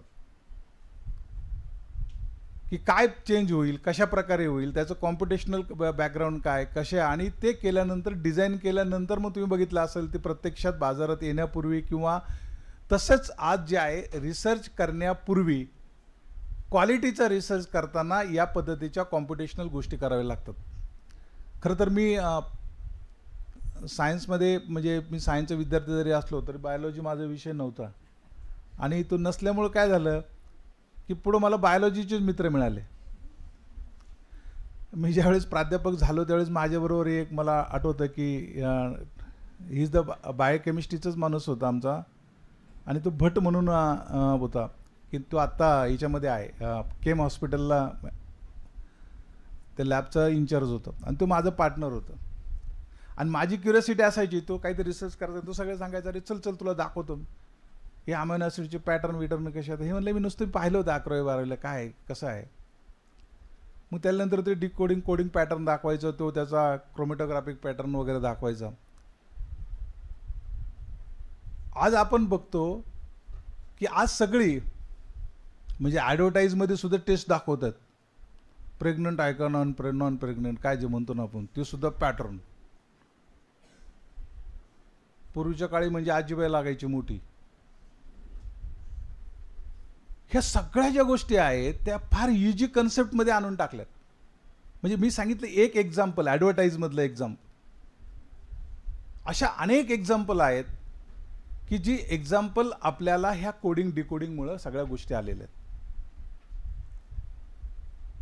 आणि हे प्रोटीन लेबल करणं, प्रोटीन आणि एखादी डिसीज येतो त्या डिसीजवर त्या प्रोटीनच्या संदर्भातलं 3 डायमेन्शन. मगाशी मी SN1 SN2चं जसं मी मगाशी विचारलं मॅडमला, स्टेरिओ केमिस्ट्री आपल्याकडे मला वाटतं 11वी-12वीला नसते, तर ती स्टेरिओ केमिस्ट्री पुढं सिनियर कॉलेजला आहे. म्हणजे फार्मा इंडस्ट्रीमध्ये त्याची जॉमेट्रिकल त्या मोलेक्युलचं स्ट्रक्चर कुठल्या पर्टिक्युलर आयझोमरमध्ये आहे, ते जेड आहे का एस आहे, सिस आहे का ट्रान्स आहे, किंवा बोट फॉर्म आहे का चेअर फॉर्म आहे, आणि मग तो कसा उपयोगी पडेल. मग सरांनी काही काही गोष्टी त्या सांगितल्या की एक्झॅक्टली त्यांनी सांगितलं की समजा एखादं वॅक्सिन तयार केलं, एखादं प्रोटीनचं एखादं प्रॉडक्ट तयार केला, तर त्याला दॅट इज हायपोप्रोबिक आणि वॉटर रिपेलंट ज्या त्याच्या प्रॉपर्टीज आहेत त्या कशा प्रकारे होतात. म्हणजे आपण कोरोनाच्या काळात पाहिलं कोविड व्हायरस आहे तो कशा प्रकारे त्याचे ॲक्टिव्ह साईट आहेत, तर त्या ॲक्टिव्ह साईट पाहणं, डिझाईन करणं, या गोष्टी करणे, ह्या सगळ्या गोष्टीला अलीकडे हा ॲडव्हान्स रिसर्च लागतो. त्यासाठी हे अनेक सायंटिस्टनी हे केलं. म्हणजे मग सरांनी ते पण उदाहरण सांगितलं एक्सरेचं. तोपर्यंत सगळी लोक शिकवत होती कार्बन ॲटम असा आहे, त्याच्याभोवती हे फिरतंय, काय असेल electron revolving round the nucleus असं आहे, सगळं ॲजम्पशन प्रेडिक्ट केलेले. पण एक्सरेचा शोध लावल्यानंतर म्हणजे अजूनही आपल्याला शिकवतात, म्हणजे तुमच्यापैकी कोणी नसेल पाहिलं, परंतु एखादा ॲटम घेतला आपण, समजा सगळ्यात पहिला ॲटम कुठला घेतला, कुठल्या ॲटमचा एक्सरे काढला गेला, तर गोल्डचा. आजही गोल्ड ॲटम बऱ्याचशा याला वापरतात. जास्तीत जास्त थिन केला आणि त्याचा एक्सरे काढल्यानंतर असं लक्षात आलं की त्या गोल्डला सेंटरला हाय डेन्सिटीचा पार्ट आहे, आणि त्याच्या भोवती जे आहे ते थोडंसं लोअर डेन्सिटी किंवा फर्स्ट सेल असेल, सेकंड सेल असेल, तर त्याच्या रिंग टाईप स्ट्रक्चर दिसतं. म्हणजे आज प्रेडिक्ट करता येतं, पॅटर्न करता येतात. ह्या सगळ्या गोष्टी ज्या आहेत सायन्समध्ये ह्या फार महत्त्वाच्या आहेत. म्हणजे आत्ता तुम्ही 11वीला आहात, 12वीला आहात, तुमच्या सगळ्यांची लेक्चर्स आम्ही JEE आणि नीटच्या संदर्भातले सगळे दिलेले आहेत. मला वाटते सुरू केलेले आहेत का, होतात का लेक्चर. आणि मग त्यामध्ये समजा काही जे प्रश्न असतील JEE नीटच्या संदर्भात असतील, त्यात सुद्धा एखादा प्रश्न असा येऊ शकतो नोबेल प्राईजचा, एखादा हटके किंवा एखाद्या कॉम्पिटेटिव्ह एक्झाम्सला येऊ शकतो, किंवा भविष्यामध्ये तुमच्यापैकी एखाद्याला इंटरेस्ट आला to do research in this country or ॲब्रॉडमध्ये करायचं जर शक्य असेल, फक्त आपल्या ॲम्बिशन्स पाहिजे, आपल्या मनात इच्छा पाहिजे, सर्व ठिकाणी मिळते. म्हणजे जे डॉक्टर APJ अब्दुल कलाम साहेबांनी सांगितले, आपल्या देशामध्ये काय आहे, तर आपल्या देशामध्ये यंग जनरेशन चांगलं आहे, पण आम्ही काय करतोय, ते यंग जनरेशन जे आहे त्या यंग जनरेशनची डायव्हर्शन किंवा त्यांना वेगळ्या पद्धतीची डिरेक्शन देण्याचं काम आहे ते आम्ही सध्या काही करत नाही. आम्ही सध्या काय करतोय, त्यांना बेकारीचा भत्ता किंवा ढोल वाजवायला काहीतरी द्यायचं खायला, किंवा कुठंतरी एका ठिकाणी आलं त्यांचं कुठंतरी हे करायचं. पण माझं असं मते, समजा आपल्या देशात नसेल आपल्याला नोकऱ्या, आपल्या देशात आपल्याला संधी नसेल, परदेशात अनेक संधी आहेत. आणि म्हणून मला हरियाणा आणि इवन बिहारची मुलं मला जे परदेशात असताना अनेक मुलं जी आहेत ती परदेशात भेटली. कॅनडामध्ये तर हरियाणा पंजाबची एवढी मुलं आहेत रिसर्च करतायत. बिहारची मुलं सगळीकडे बाहेर आहेत. तुम्ही साऊथ कंट्रीमधले सगळे लोक गेलात तर सगळ्यात जास्त आहेत. आंध्रामधली मुलं आपल्यापेक्षा पूर्वी नव्हती, आता तर फार फास्ट जायला लागली. आंध्रमध्ये त्यांनी अनेक फॉरेन लँग्वेज सुरू केल्या. आणि म्हणून मी इथं जरा नोबल लेक्चर सिरीजच्या संदर्भात तुम्हाला इथं बोलवलं. म्हणजे तुमचे चेहरे मला चांगले दिसतात, पण मी कधी कधी ऑब्झर्व करतो की काहींना वाटतं काय या सरांना काम नाही, ते मॅडमला काम नाही, मी आत्ता तो थोडा अभ्यास केला असता आणि मी आत्ता इतके झाले असते. असं काही होत नाही. ज्याचं नॉलेज पिकअप करतं, कुठल्या अँगलने पिकअप करतं, ते कधीही करतं. आणि म्हणून तुमच्या जी डायजेशनच्या कक्षा आहेत, आकलन कक्षा आहेत, त्या थोड्याशा रुंदावल्या गेल्या पाहिजेत. त्याला थोडंसं व्यवस्थित एक्सपान्शन्स आपण केलं पाहिजे आणि त्या अनुषंगाने आपला शब्द तो ओळखीचा वाटला पाहिजे. आणि म्हणून एखादा शब्द ओळखीचा ऐकला, सरांकडनं 2-4 शब्द गेले असतील, प्रोटीन गेला असेल, त्याचा काय असेल वेगळं स्ट्रक्चर गेला असेल, अमायनो ॲसिड्स गेला असेल, निदान हे 2-3दा ऐकले, मग आपल्याला वाटतं अरे हा आपला कोणतरी पाहुणा आहे, ऐकलं होतं कुठंतरी. मग पाहुण्याला कसं आपण ओळख देतो, मग ते आपोआप ओळख लक्षात राहते. म्हणजे सिलेबस अभ्यासक्रम करताना ह्या सगळ्या गोष्टी करायच्या असतात. मी सुरुवातीला अभ्यास करताना तर असंच करायचं की हा कोण आहे तो कोण आहे आणि काय याचा उद्देश आहे. म्हणजे पहिल्यांदा थरो स्टडी पाहिजे. जे 11वी 12वीची तुम्ही जे मुलं आहेत ना, पहिल्यांदा एक चॅप्टर स्टडी करायला तुम्हाला कमीत कमी म्हणजे 4 तास सलग पाहिजेत, 4 hours. तुम्ही करून बघा. फॉर एक्झाम्पल तुम्ही एक चॅप्टर घ्या आणि तो स्टडी करायला घ्या. पहिल्यांदा थरो रीडिंग करायची. थरो रीडिंग करताना ते फक्त डायजेस्ट करत जायचं आणि रीडिंग करता करता असं लक्षात ठेवायचं, अरे मी समजा फॉर एक्झाम्पल मी तुम्हाला सांगितलं की एक कुठलाही टॉपिक घ्या. समजा ऑर्गॅनिक केमिस्ट्रीमधला तुमचा कुठला अल्किल घ्या, अल्किन घ्या किंवा हलाइड घ्या, काय असेल ते, किंवा हेट्रोसायक्लिक कंपाऊंड घ्या. ते घेताना पहिल्यांदा ते वाचायचे, ते करायचे, ते लिहिताना जरा थोडंसं आपल्याला काढता येते का, आपल्याला डिझाईन करता येतात का, आपल्याला स्ट्रक्चर बघता येतात का, असं सगळं काढत सगळं 1 तास 3-3.5 तास करायचं. ते केल्यानंतर तोच टॉपिक परत आपल्या नोटबुकमध्ये मॅडमनी लिहून दिलेलं आणि आपण नोट्स घेतलेलं किंवा आपण नोट्स काढलेल्या, आता आपण बरेच जण विकत घेतो, कुणीतरी काढलेलं असतं ते विकत घेतो, तर आपल्या हाताने लिहिलेल्या नोट्स वाचायला घ्यायचे. 3.5 तास एखादा चॅप्टर वाचल्यानंतर पुढचं जे नोट्स तयार केलेला चॅप्टर तुमचा विदिन 1 hour मध्ये होतं. 1 तासापेक्षा आत लगेच वाचून होतं. आणि तो वाचल्यानंतर पुढचं जे काय करायचं आहे, मी मागे सांगितलं आहे की त्याच्यानंतर ते दोन्ही वाचून ठेवायचे. फक्त मम्मीला पप्पाला त्रास द्यायचा, थोडाफार गप्पा मारायचे यायचं आणि परत येऊन थोडंसं बघायचं, आठवायचं आहे की what I read, what I digest. थोडंसं मध्ये चहा प्यायचं वगैरे बघायचं असं करून. आणि आठवत नसेल तर परत आपल्या नोट पाहिजे. ज्यावेळेस असं तुम्ही कधी कराल, असं तुम्ही कधी स्टडी कराल, तर automatically at the time of exam you will rememorize all the concept what you have studied in the particular the chapter. नाहीतर मग एक्झामच्या वेळेस आपण ब्लँक होतो. ब्लँक झाल्यानंतर कोण त्या कन्स्ट्रक्शन मोजत बसतो, वरचं स्लॅब रिकामा आहे, तो पडेल का काय अंगावर, ती कुठं ते इकडे काढले, त्याने काढले, किंवा मॅडम कधी बाहेर जाते, खिशातून चिट काढू, इकडून त्याचे घेऊ, त्याच्याकडे लक्ष, याच्याकडे लक्ष. गरज नाही आहे. म्हणजे रिव्हिजन्स मी तुम्हाला म्हणतो, या पद्धतीने तुम्ही रिव्हिजन दिल्या या पद्धतीने तुमचे वर्ड अँड वर्ड रेकग्नाइज केले, त्याला सेल्फ स्टडी अप्रोच म्हणतात. आणि जी मुलं या पद्धतीने अभ्यास करतील, या पद्धतीने जी डायजेस्ट करतील, तीच मुलं पुढं मोठी होतात, तीच मुलं पुढं चांगल्या त्यांना संधी मिळतात. शॉर्टकटने आपण गेलो तर पुढेही आपण काही करू शकत नाही. आणि म्हणून शॉर्टकटने जाऊ नये, काहीतरी तुमच्याकडे मिळावं, सायन्समधल्या काही कन्सेप्ट ज्या आहेत त्या तुम्हाला मिळाव्यात. खरं तर हाच उद्देश आमचा हा पर्टिक्युलर नोबल अवॉर्ड लेक्चर सिरीजचा होता. म्हणजे कदाचित काही दिवसांनी तुम्हाला कळेल. मी तुम्हाला काय आमच्या प्राध्यापकांना जरी विचारलं ना, रे तू नोबल ते काय, मी एका ठिकाणी गेलो होतो काल परवा कॉलेजला, ते म्हणलं काय चाललंय, म्हणलं नाही ना आमच्याकडे जरा नोबल अवॉर्ड लेक्चर सिरीज चालू आहे. तो म्हणला आमच्याकडे पण आहे. म्हणलं तुमच्याकडे काय नोबल म्हणजे काय, ते प्राध्यापकाला पण माहीत नव्हतं नोबल काय. नोबल अवॉर्ड दरवर्षी दिले जातात हे त्या प्राध्यापकाला माहीत नव्हतं. आणि मग आम्ही अशा लोकांना फॉलो करतो. म्हणजे मी म्हणत नाही तुम्ही आम्हाला फॉलो करा, करूच नका. त्यासाठी जे पुस्तक आहे, रेफरन्स आहे, जे मेन तुमचं टेक्स्टबुक आहे ते बघा. खरं तर त्या टेक्स्टबुकमधनं आम्ही काय केलेलं असतं, आमच्या प्राध्यापकांनी, म्हणजे तुमचे प्राध्यापक चांगले आहेत, मी त्यांना टेस्ट केलं 2-3 दिवस. नाही तर काही प्राध्यापक काय असतात, टेक्स्टबुकमधलं चॅप्टर आहे ना त्याला समजलेलं 60% तोच वरती घेतात.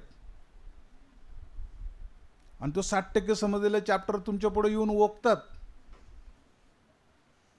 मी असे ओकणारे 2-3 प्राध्यापक हाकलून दिले होते माझ्या कॉलेजमधनं.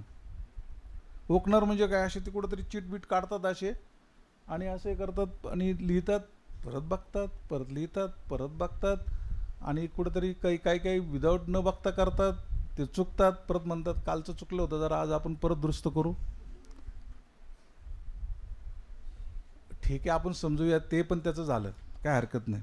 मग त्या 100% कंटेंटमध्ये त्याला 60% कंटेंट समजला, 60% कंटेंट समजल्यामधला त्यांनी 50% कंटेंट तुम्हाला दिला, तुम्हाला 50% दिला. आणि तुम्ही नोटबुकमध्ये लिहिताना तुम्ही 45%च लिहिला. आणि त्याच 45% नोटबुक वाचून आपण 100% मार्क मिळवायला जाणार. म्हणजे डेप्थ कधी कळणार तुम्हाला, कन्सेप्ट कधी मिळणार. आणि म्हणून मी तुम्हाला सांगितलं की फॉरगेट अबाउट द नोट्स, काय तुमचे क्लासेस विसेस, हा भाग वेगळा आहेच आहे.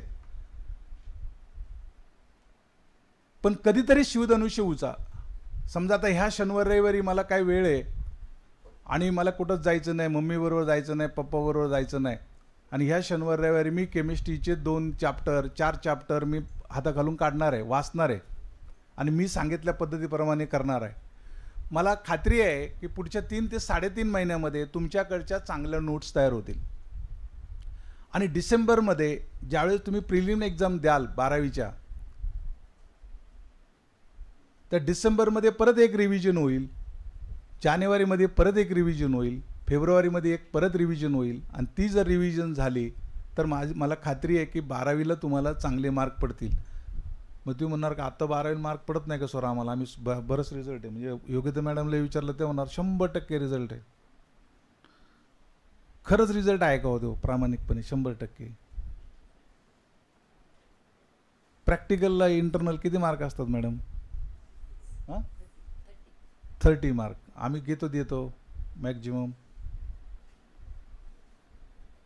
तुम्हाला पास व्हावा, आमचं कॉलेजनं जरा चांगलं दिसावं, 100% लागावं. समजा जो टॉप मोस्ट असतो त्याला आउट ऑफ आउट देतो, जो मिडियम असतो त्याला 1-2 मार्क कमी करतो, आणि कोणतरी आमचा कुणाचा तरी पाहुणा असतो, कुणाचा तरी मित्र असतो, काय असतो, सगळ्यात शेवटी आमचा माणूस त्याला लोअरच्या माणसाला 25 मार्क देतो. लोअर ज्याला काहीच येत नाही त्याला. आणि मग आमचे हे 2 पेपर आहेत, एक केमिस्ट्री 1 आणि केमिस्ट्री 2 मधले 2 सेक्शनमधला 2 सेक्शन आहेत. मग पहिल्या सेक्शनमध्ये किती मार्क पडले? 5 मार्क पडले. दुसऱ्या सेक्शनमध्ये 5 मार्क पडले, तर आरामात 35 मार्क पडतात. म्हणजे तुम्हाला 10च मार्क पडलेले आहेत आणि 10 मार्कावर तुम्ही पास झालेले असतात. ज्या मुलांना खरंच डिस्टिंक्शन ओव्हर 80%, ज्या मुलांचे मार्क आहेत त्या मुलांकडे स्वतःची क्वालिटी आणि स्वतःची ॲबिलिटी आहे. आणि म्हणून मला खरं या निमित्ताने तुमच्या सगळ्यांशी बोलायचं होतं. विशेषतः 11वी आणि 12वीच्या मुलांना मी मागच्या वर्षी 12वीच्या मुलांना बोललो, त्या माहिती असेल, मागच्या वर्षी बोललो मी त्यांना, त्यांच्या पालकांना घेऊन बोललो 11वीला असताना. यावर्षी पण तुम्हाला बोललो आम्ही 11वीच्या मुलांना. तर मला असं वाटतं कधीतरी ते शिवधनुष्य तुम्ही उचला आणि फार टोकाची भूमिका घ्या.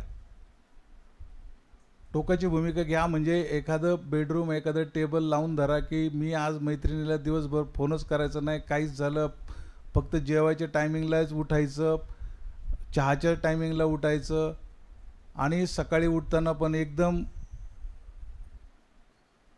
सिरियस व्हायचं, सिन्सिअर व्हायचं की तुमच्या आईवडिलांचा फोन मला आला पाहिजे किंवा मॅडमला भेटायला आलं पाहिजे. व आमची मुलगी काय ना मॅडम आजकाल बोलतच नाही आमच्याबरोबर, की मुलगा पण आजकाल त्याचं वातावरण बिघडले, काय झाले काय कळना.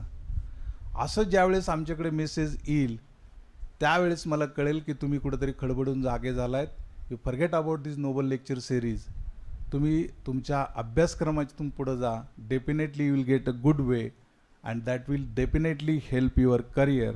म्हणून सगळ्यात शेवटी मी आपल्या सगळ्यांना या निमित्ताने शुभेच्छा देतो आणि आपण सर्वांनी या नोबल रिसर्चमध्ये, म्हणजे हा एक शेवटचा पॉईंट राहिला माझ्याकडे सांगायचा, ही एकमेव फील्ड आहे नोबलचं, रिसर्च फील्ड एकमेव आहे की जिथं कुणाचंच वशिला चालत नाही.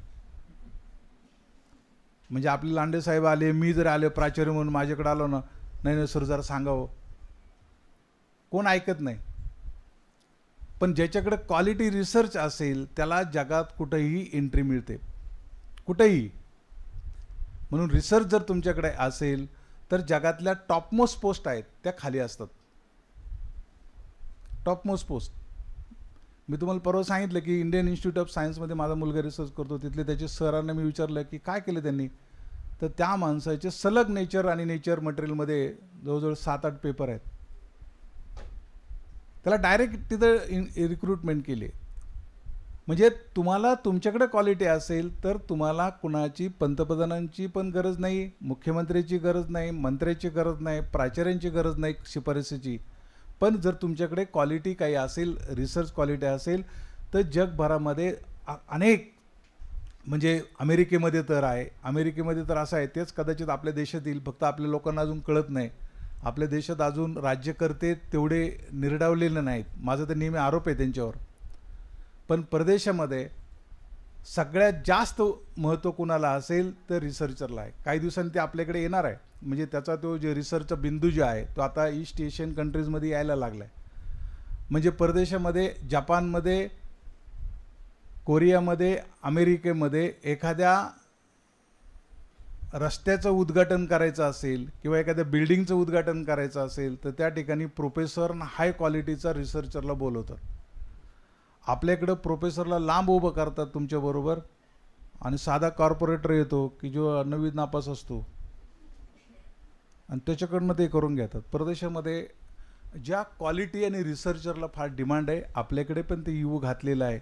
आणि म्हणून पुढचं फील्ड किंवा पुढचं आयुष्य जर तुमचं सुकर करायचं असेल तर रिसर्चद्वारे तुम्हाला ते करता येईल. एवढाच संदेश या निमित्ताने द्यायचा होता. मला वाटते मी आपल्या सगळ्यांचं खरं तर इथं टाईम घेतला. आपल्याकडनं चांगली अपेक्षा आहे मला प्रत्येक वेळेस वर्गात येता येत नाही. योग्यता मॅडमशी मी बोलत असतो आणि त्यांना सांगत असतो. ते म्हणतात सर, त्यांचं मातृहृदय आहे तुमच्याविषयी. ते म्हणतात सर मुलं आमची फार चांगली आहेत. पण मी म्हणलं एकदा तरी चमकू द्या मुलं,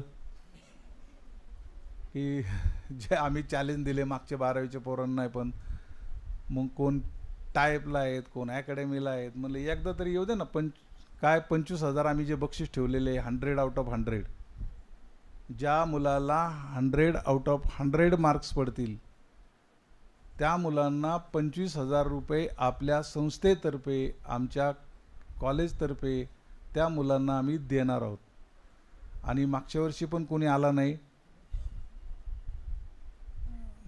म्हणजे आम्हाला समाधान पाहिजे आमचे पैसे वाचल्याचं, पण तसं नाही. मी अध्यक्ष साहेबांना सांगितलं की सर आपण डिक्लेअर केले द्यायचे. ते म्हणले मी कुठं नको म्हणतोय.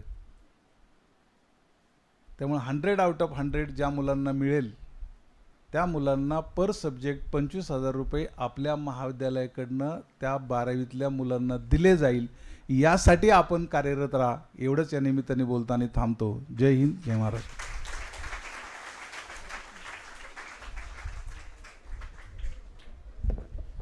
I declare here this lecture series is finished for science students. Special thanks to respected Dr. K.G. Kanade sir, who arranged this lecture series through Innovation Cell. Special thanks to all lecturers who gave the lectures throughout these 3 days.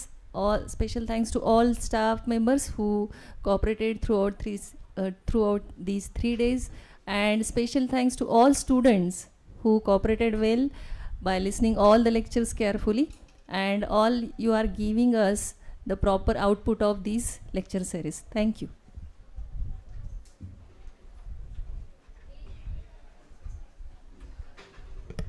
12th स्टुडंट्सनी form भरायचे असतील तर डिपार्टमेंटला या. 11th चे students घरी जातील.